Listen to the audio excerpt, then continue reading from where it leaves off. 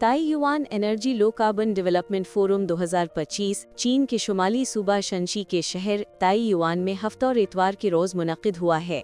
दुनिया भर से 200 से ज़ायद माहिरीन, सरकारी ओहदेदारों और सीनियर सिफारतकारों ने इस फोरम में शिरकत की और कम कार्बन अखराज पर मबनी तरक्की को आगे बढ़ाने के लिए माहौल दोस्त तवानाई की मुंतकली में करीबी ताउन पर जोर दिया है। आज हम इस अहम फोरम में मौजूद हैं क्योंकि ये एक निहायत अहम मसला है। माहौल दोस्त तवानाई और कम कार्बन अखराज महज एक इम्कान नहीं बल्कि दुनिया की एक ज़रूरत भी है।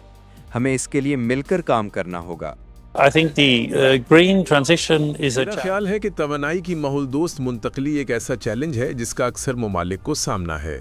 ये बहुत ही मुफीद और इससे मुताल्लिक़ा बात होगी कि जो महारतें और कामयाबियां हम पहले ही हासिल कर चुके हैं उन्हें एक दूसरे से शेयर करें। मेरी राय में चीन यकीनी तौर पर उन ममालिक में शामिल है जो कई शूबों में तवानाई मुंतकली की क़यादत कर रहे हैं।